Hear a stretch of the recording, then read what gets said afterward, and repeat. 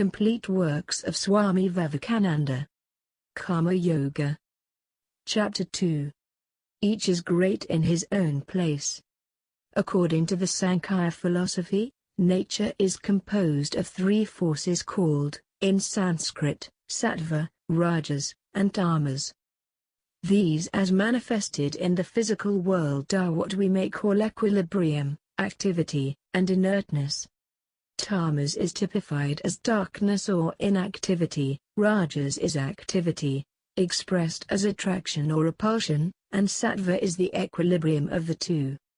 In every man there are these three forces. Sometimes tamas prevails. We become lazy, we cannot move, we are inactive, bound down by certain ideas or by mere dullness.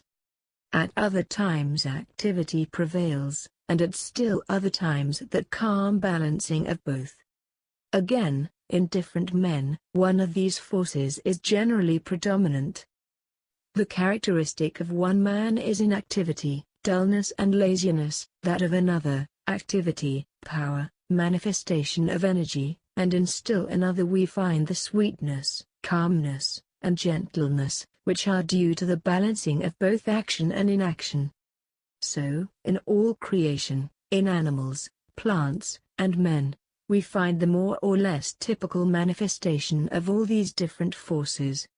Karma Yoga has specially to deal with these three factors. By teaching what they are and how to employ them, it helps us to do our works better. Human society is a graded organization. We all know about morality, and we all know about duty, but at the same time, we find that in different countries the significance of morality varies greatly. What is regarded as moral in one country may in another be considered perfectly immoral.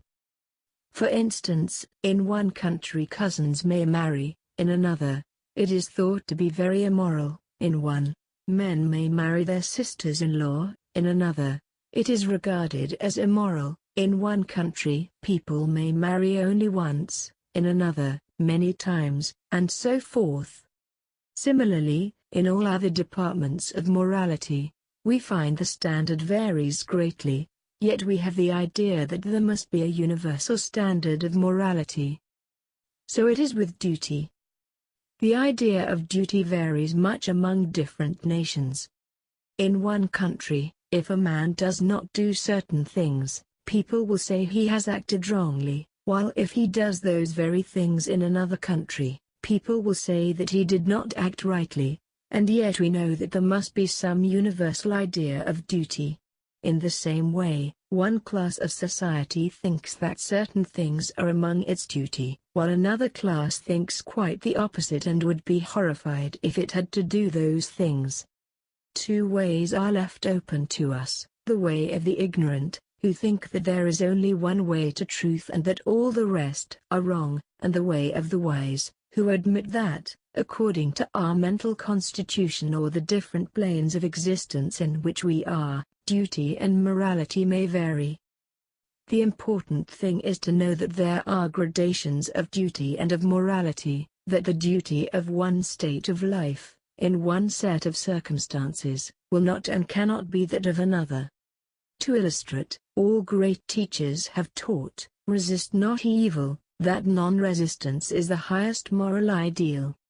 We all know that, if a certain number of us attempted to put that maxim fully into practice, the whole social fabric would fall to pieces, the wicked would take possession of our properties and our lives, and would do whatever they liked with us.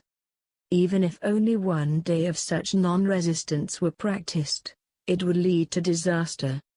Yet, intuitively, in our heart of hearts we feel the truth of the teaching resist not evil. This seems to us to be the highest ideal, yet to teach this doctrine only would be equivalent to condemning a vast portion of mankind. Not only so, it would be making men feel that they were always doing wrong, and cause in them scruples of conscience in all their actions. It would weaken them, and that constant self-disapproval would breed more vice than any other weakness would. To the man who has begun to hate himself, the gate to degeneration has already opened, and the same is true of a nation. Our first duty is not to hate ourselves, because to advance we must have faith in ourselves first and then in God. He who has no faith in himself can never have faith in God. Therefore, the only alternative remaining to us is to recognize that duty and morality vary under different circumstances, not that a man who resists evil is doing what is always and in itself wrong, but that in the different circumstances in which he is placed it may become even his duty to resist evil.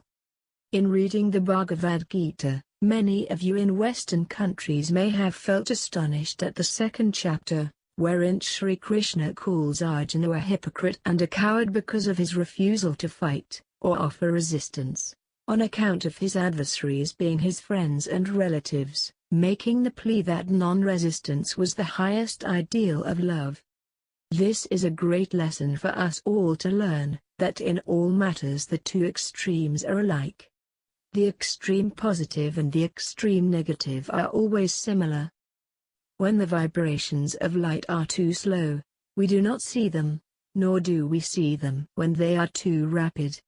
So with sound, when very low in pitch, we do not hear it, when very high, we do not hear it either. Of like nature is the difference between resistance and non-resistance. One man does not resist because he is weak, lazy, and cannot, not because he will not. The other man knows that he can strike an irresistible blow if he likes, yet he not only does not strike, but blesses his enemies. The one who from weakness resists not commits a sin, and as such cannot receive any benefit from the non-resistance, while the other would commit a sin by offering resistance. Buddha gave up his throne and renounced his position. That was true renunciation. But there cannot be any question of renunciation in the case of a beggar who has nothing to renounce. So we must always be careful about what we really mean when we speak of this non-resistance and ideal love. We must first take care to understand whether we have the power of resistance or not. Then, having the power, if we renounce it and do not resist, we are doing a grand act of love. But if we cannot resist, and yet, at the same time, try to deceive ourselves into the belief that we are actuated by motives of the highest love, we are doing the exact opposite. Arjuna became a coward at the sight of the mighty array against him. His love made him forget his duty towards his country and king. That is why Sri Krishna told him that he was a hypocrite. Thou talkest like a wise man, but thy actions betray thee to be a coward, therefore stand up and fight. Such is the central idea of Karma Yoga. The Karma Yogi is the man who understands that the highest ideal is non-resistance, and who also knows that this non-resistance is the highest manifestation of power in actual possession, and also what is called the resisting of evil is but a step on the way towards the manifestation of this highest power, namely, non-resistance. Before reaching this highest ideal, man's duty is to resist evil. Let him work, let him fight, let him strike straight from the shoulder. Then only, when he has gained the power to resist, will non-resistance be a virtue. I once met a man in my country whom I had known before as a very stupid, dull person, who knew nothing and had not the desire to know anything, and was living the life of a brute. He asked me what he should do to know God, how he was to get free. "Can you tell a lie?" I asked him. "No," he replied. "Then you must learn to do so. It is better to tell a lie than to be a brute, or a log of wood. You are inactive, you have not certainly reached the highest state, which is beyond all actions, calm and serene, you are too dull even to do something wicked." That was an extreme case, of course, and I was joking with him, but what I meant was that a man must be active in order to pass through activity to perfect calmness. Inactivity should be avoided by all means. Activity always means resistance. Resist all evils, mental and physical, and when you have succeeded in resisting, then will calmness come. It is very easy to say, hate nobody, resist not evil, but we know what that kind of thing generally means in practice.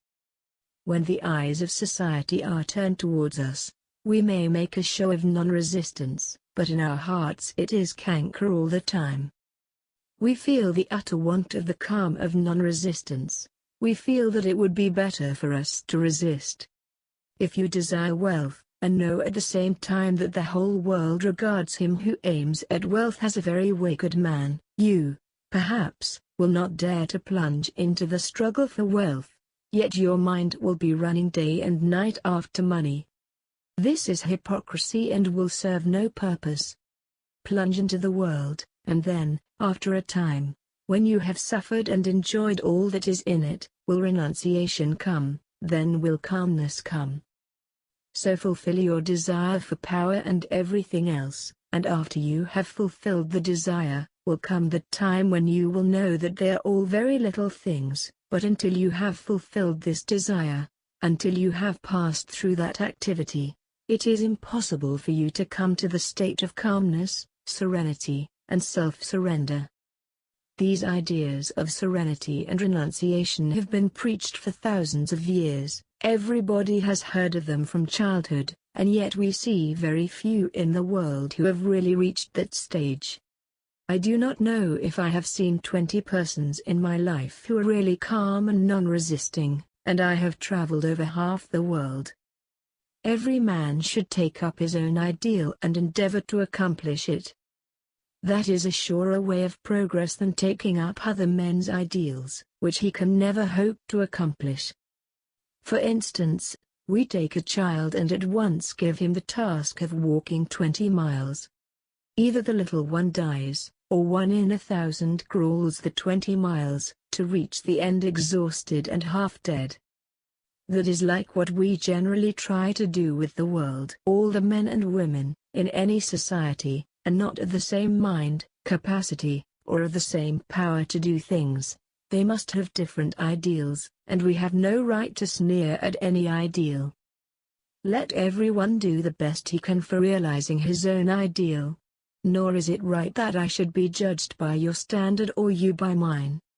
The apple tree should not be judged by the standard of the oak, nor the oak by that of the apple. To judge the apple tree you must take the apple standard, and for the oak, its own standard. Unity and variety is the plan of creation. However men and women may vary individually, there is unity in the background. The different individual characters and classes of men and women are natural variations in creation. Hence, we ought not to judge them by the same standard or put the same ideal before them. Such a course creates only an unnatural struggle, and the result is that man begins to hate himself and is hindered from becoming religious and good. Our duty is to encourage everyone in his struggle to live up to his own highest ideal, and strive at the same time to make the ideal as near as possible to the truth.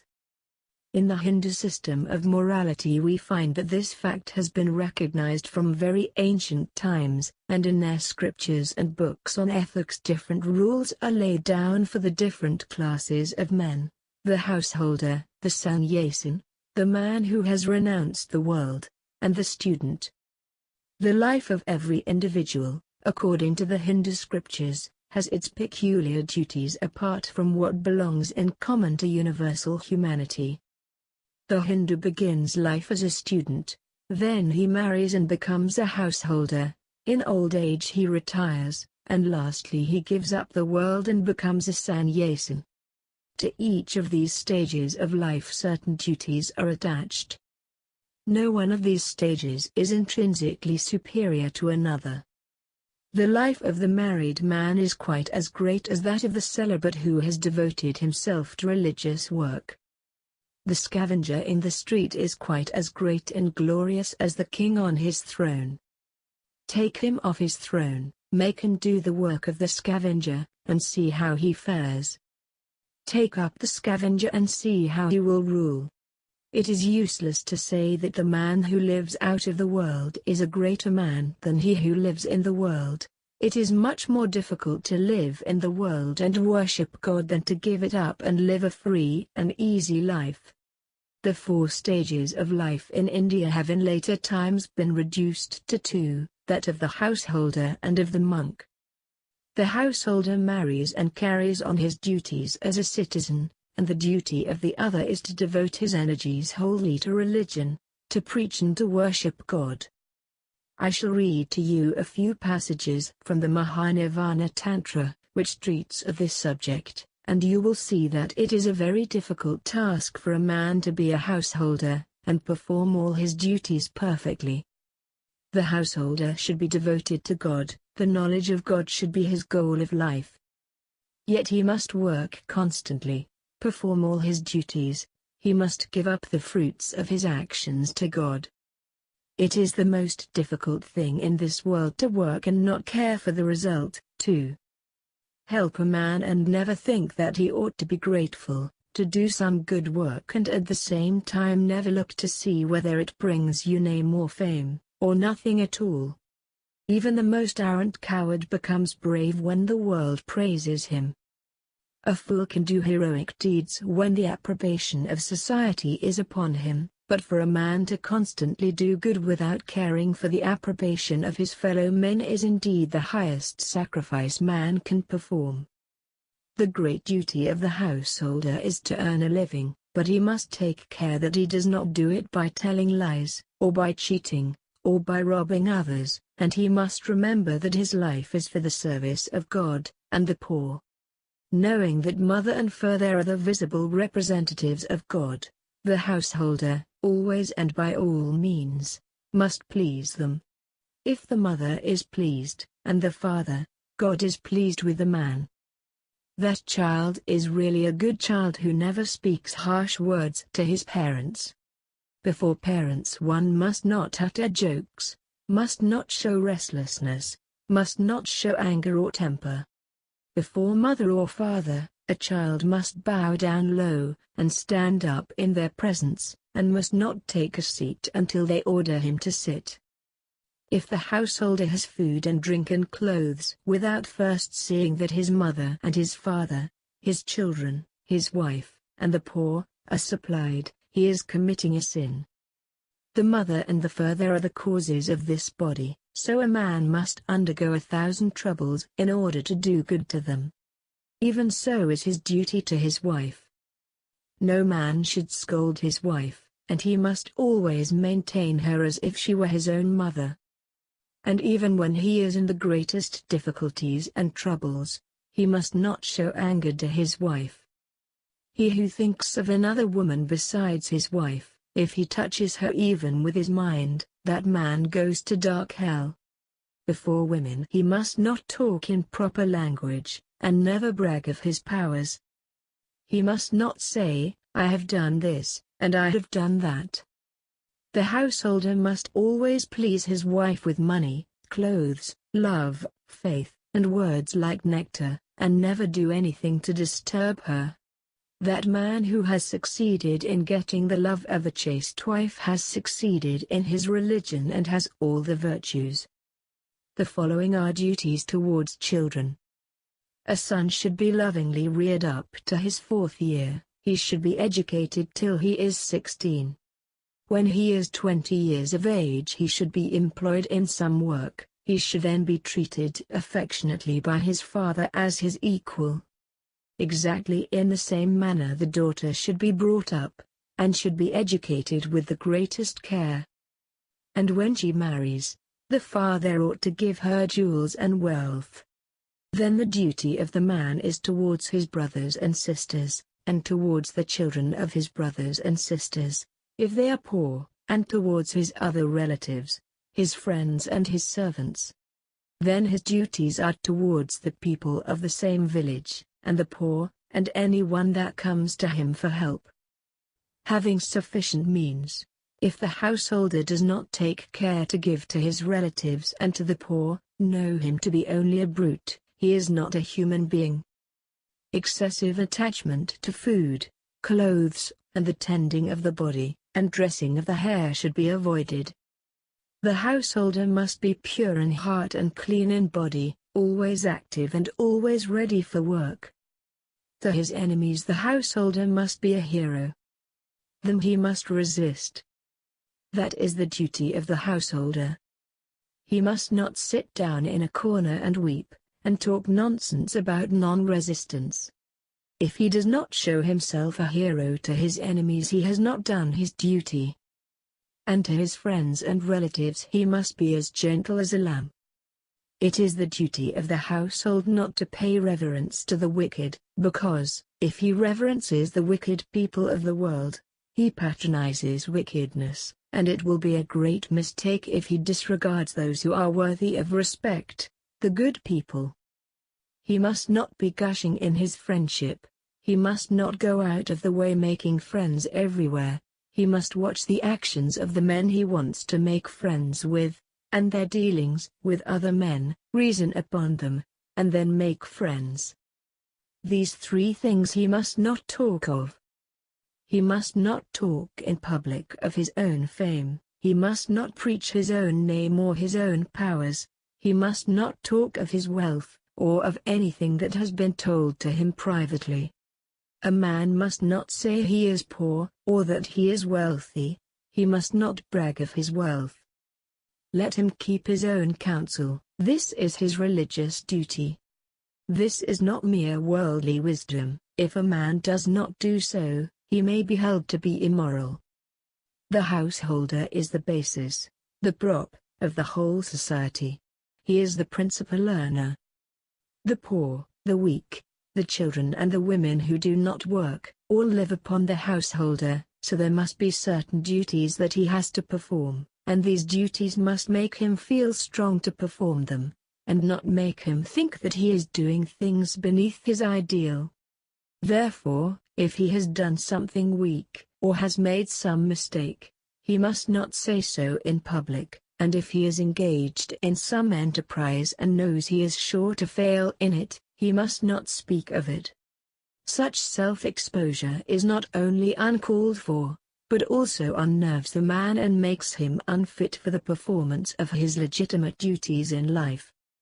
At the same time, he must struggle hard to acquire these things, firstly, knowledge, and secondly, wealth.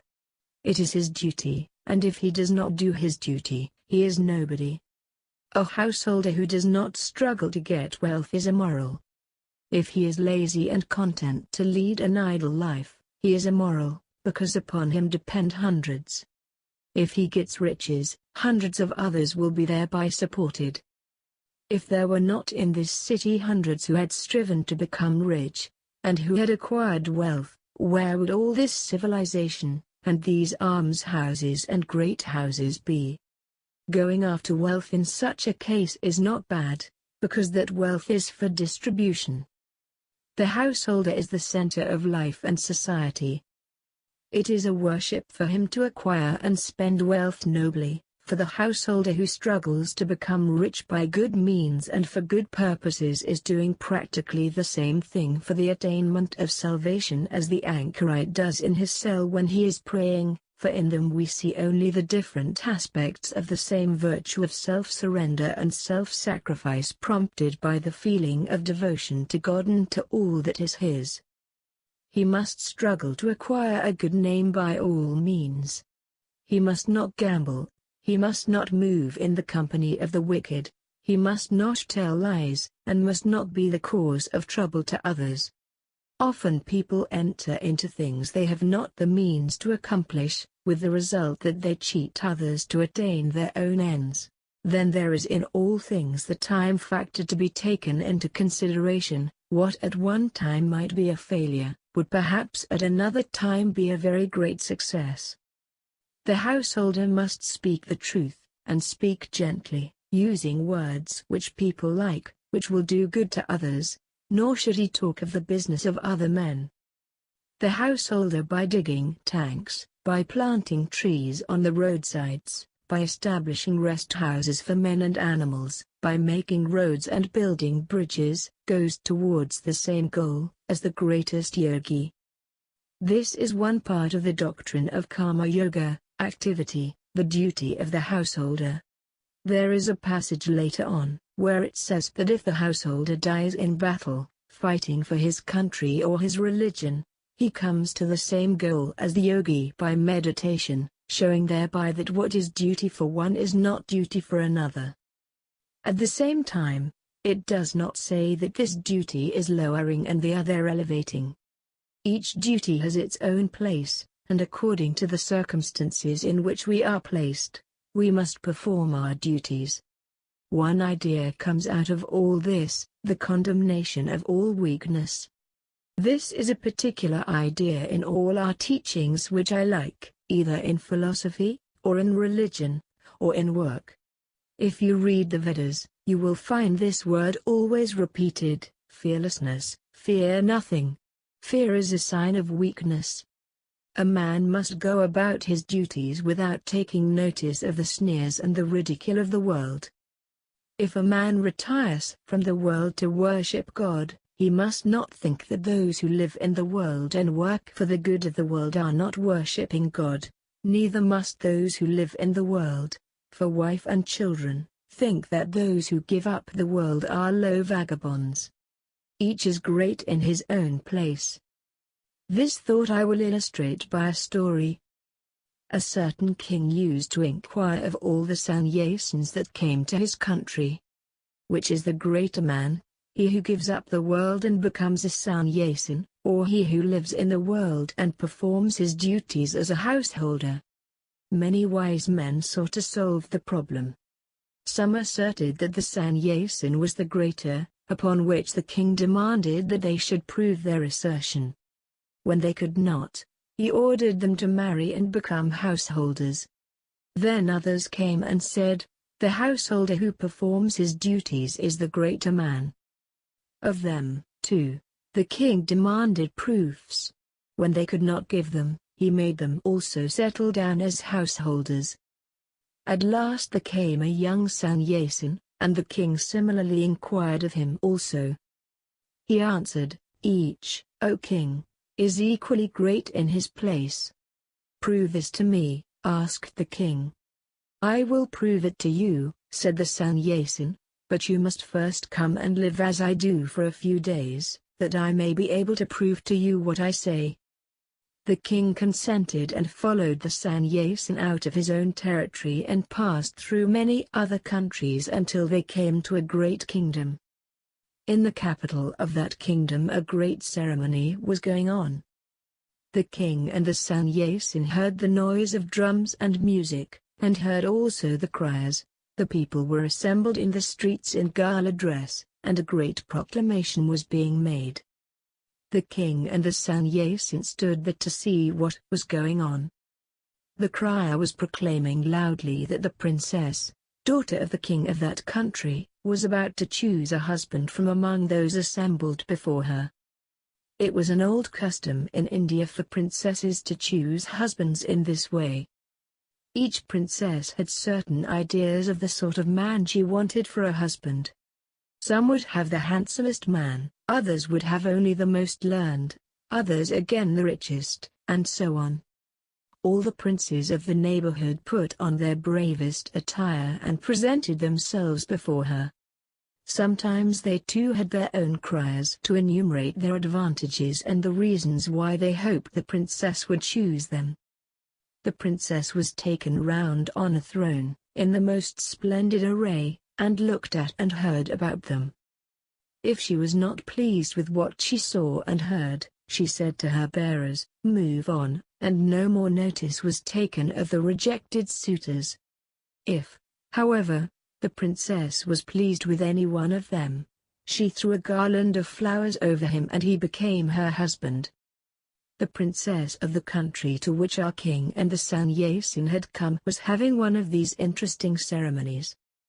She was the most beautiful princess in the world, and the husband of the princess would be ruler of the kingdom after her father's death. The idea of this princess was to marry the handsomest man, but she could not find the right one to please her. Several times these meetings had taken place, but the princess could not select a husband. This meeting was the most splendid of all, more people than ever had come to it. the princess came in on a throne, and the bearers carried her from place to place. She did not seem to care for anyone, and everyone became disappointed that this meeting also was going to be a failure. Just then came a young man, a sannyasin, handsome as if the sun had come down to the earth, and stood in one corner of the assembly, watching what was going on. The throne with the princess came near him, and as soon as she saw the beautiful sannyasin, she stopped and threw the garland over him. The young sannyasin seized the garland and threw it off, exclaiming, "What nonsense is this? I am a sannyasin. What is marriage to me?"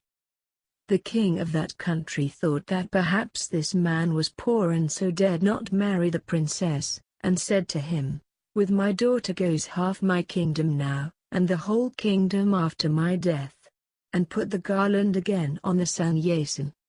The young man threw it off once more, saying, "Nonsense. I do not want to marry," and walked quickly away from the assembly. Now the princess had fallen so much in love with this young man that she said, "I must marry this man or I shall die," and she went after him to bring him back. Then our other sannyasin, who had brought the king there, said to him, "King, let us follow this bear." So they walked after them, but at a good distance behind. The young sannyasin who had refused to marry the princess walked out into the country for several miles. When he came to a forest and entered into it, the princess followed him, and the other two followed them. Now this young sannyasin was well acquainted with that forest and knew all the intricate paths in it. He suddenly passed into one of these and disappeared, and the princess could not discover him. After trying for a long time to find him, she sat down under a tree and began to weep, for she did not know the way out. Then our king and the other sannyasin came up to her and said, "Do not weep. We will show you the way out of this forest, but it is too dark for us to find it now. Here is a big tree, let us rest under it, and in the morning we will go early and show you the road." Now a little bird and his wife and their 3 little ones lived on that tree, in a nest. This little bird looked down and saw the 3 people under the tree and said to his wife, "My dear, what shall we do? Here are some guests in the house, and it is winter, and we have no fire." So he flew away and got a bit of burning firewood in his beak and dropped it before the guests, to which they added fuel and made a blazing fire. But the little bird was not satisfied. He said again to his wife, "My dear, what shall we do? There is nothing to give these people to eat, and they are hungry. We are householders, it is our duty to feed anyone who comes to the house. I must do what I can, I will give them my body." So he plunged into the midst of the fire and perished. The guests saw him falling and tried to save him, but he was too quick for them. The little bird's wife saw what her husband did, and she said, "Here are 3 persons and only 1 little bird for them to eat. It is not enough. It is my duty as a wife not to let my husband's effort go in vain, let them have my body also." Then she fell into the fire and was burned to death.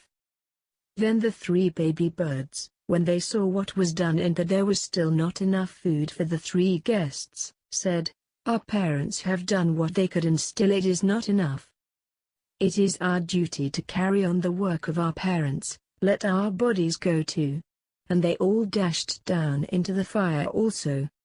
Amazed at what they saw, the 3 people could not of course eat these birds. They passed the night without food, and in the morning the king and the sannyasin showed the princess the way, and she went back to her father. Then the sannyasin said to the king, "King, you have seen that each is great in his own place. If you want to live in the world, live like those birds, ready at any moment to sacrifice yourself for others. If you want to renounce the world, be like that young man to whom the most beautiful woman and a kingdom were as nothing.